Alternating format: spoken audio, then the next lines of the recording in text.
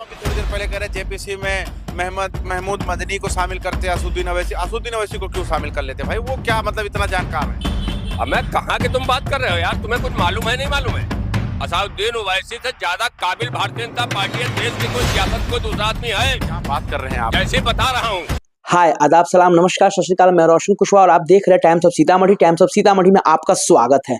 जी हाँ, मैं बात कर रहा हूँ अभी वक्फ बोर्ड बिल का। आपने देखा है कि कैसे दिल्ली के जंतर मंतर पे, जी हाँ, सभी पार्टियां मिलके, खासकर बहुत अच्छा लगा जब जितने जो विपक्ष के पार्टी है और सभी जंतर मंतर पर आए और अपनी उपस्थिति दर्ज करवाए। कहीं ना कहीं बहुत अच्छा है। और इसी तरह वाकई में अगर देश में इसी तरह चुनाव लड़ते तो आज भाजपा की सरकार देश में नहीं होती। लेकिन ये लोग क्या करते हैं, आपस में मिल बैठ के और आपस में लड़ते हैं। किस तरह ऐसे लड़ते हैं कि जैसे लगता है कि भैया, और कुछ पार्टी को अलग कर देते हैं। जी हाँ, मैं बात कर रहा हूँ अभी एमएम की।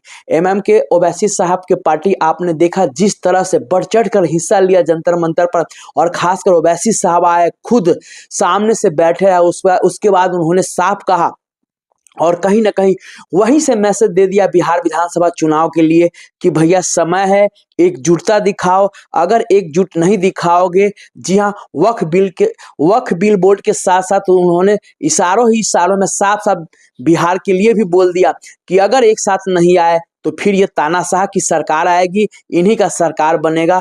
फिर आप लोग जो चाहोगे कि कुछ कर ले, फिर कुछ नहीं होने वाला, फिर इनकी मनमानी चलेगी और ऐसे ही ये मनमानी करते रहेंगे। जिस तरह आज देख रहे हैं कैसे वक्फ बिल बोर्ड को भाजपा सरकार, जी हाँ, उस पे बिल ला रही है और उस पे वो कानून खत्म करने की तैयारी कर रहे हैं। इसी को लेकर साफ कहना ओवैसी साहब का, जिस चीज का नॉलेज अगर आपको नहीं है, आप उसमें दखल अंदाजी क्यों देते हैं? जो जैसे वैसे क्यों नहीं रहने देते हैं? जी हाँ, और इसी पे एक पत्रकार भाई ने जब एक आम नागरिक से पूछा, जी हाँ, एक आम नागरिक से पूछा ओवैसी साहब को लेकर, उन्होंने उस पत्रकार भाई साहब को इतना करारा जवाब दिया। वाकई में वो पत्रकार भाई जिंदगी में फिर कभी ऐसा सवाल पूछने से वो 10 बार कम से कम जरूर सोचेंगे।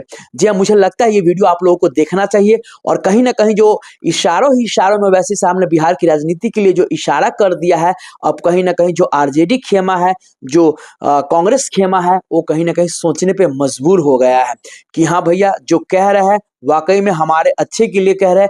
विशेष अब इनको सोचना है कि ये क्या करेंगे बिहार में। जो विशेष उस पत्रकार भाई को जो जवाब दिया है ओवैसी साहब को लेकर, कैसे वो पत्रकार भाई ओवैसी साहब को लेकर बोले कि किस देश में सबसे काबिल ओवैसी साहब ही है, तब उन्होंने क्या जवाब दिया वो मुझे लगता है आप लोगों को सुनना चाहिए। आइए देखते हैं पूरा वीडियो। अभी थोड़ी देर पहले कह रहे जेपीसी में महमूद मदनी को शामिल करते, असुद्दीन अवैसी को क्यों शामिल कर लेते भाई? वो क्या मतलब इतना जानकार है?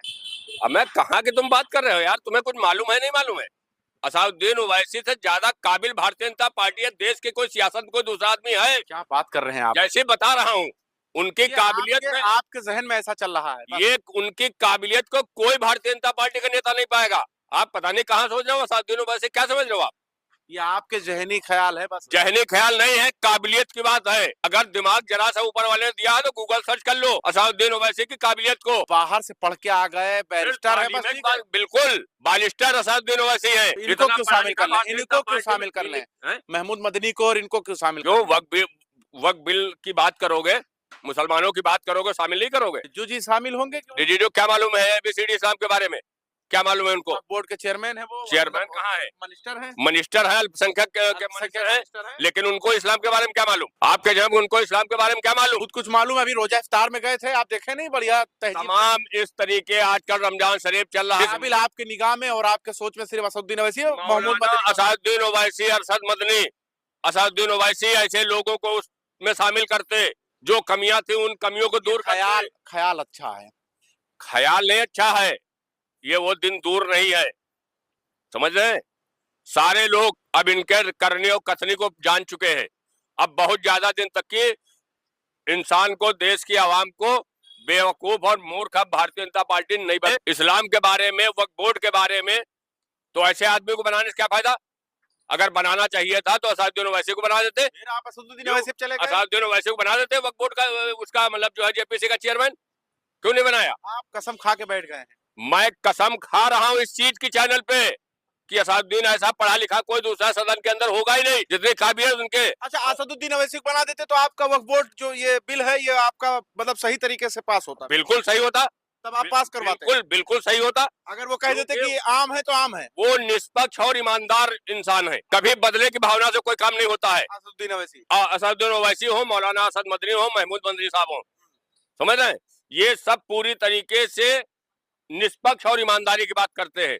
और भारतीय जनता पार्टी का एक नेता बताओ जो ईमानदार हो। कौन नहीं है? एक बताओ नितिन ना। गडकरी को देख लीजिए, कितना बेहतरीन बयान देते हैं। नितिन गडकरी को कितने अच्छे बयान देते हैं, किया क्या आज तक? मुसलमानों को एजुकेशन क्या दिलाने की किया? बात कर रहे, कह रहे पढ़ो लिखोगे IAS PCS बनोगे, आप टॉप करो पहले। उनकी देन है जो मुसलमान आज IAS IPS बन रहा है। क्या कितने विद्यालय खुलवा दिए? आपकी मनमानी भाजपा सरकार में नहीं चलने वाली है, सीधी सीधी बात समझ लीजिए। हम संविधान के दायरे में रह करके अपनी हर बात कहूंगा। संवैधानिक मुझे राइट है, संविधान में मुझे अधिकार दिया है, संवैधानिक दायरे में रह करके मैं अपनी हर बात को कहूंगा और इनकी आंख में आंख डाल करके बात करूंगा। वक्फ बोर्ड बचा लेंगे, बिल्कुल बचेगा।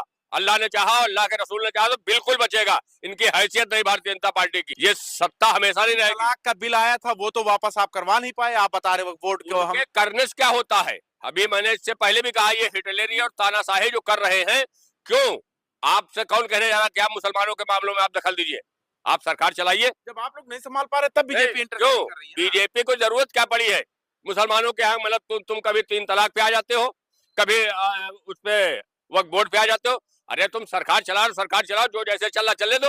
अच्छा, गुंडे चला तो गुंडे चले। कौन सी गुंडाई? वक्फ बोर्ड में एक गुंडाई हड़पते रहे, ये हम नहीं कह रहे हैं, बहुत सारे लोग कह रहे हैं। कहने वाले तमाम लोग रहेंगे ना, ये उन्हीं के लोग हैं। अभी मैंने क्या कहा, वो चिंटू पिंटू सब कहते रहेंगे कि तमाम लोग तो दाढ़ी से उनको दिक्कत है, टोपी से दिक्कत है, मुसलमान से दिक्कत है। ये भी तो बात बताओ ना, ये बात तो नहीं बताओ। सो वाकई में बिल्कुल सही जवाब दिया है, आप लोगों ने देखा है, एकदम सटीक जवाब दिया है।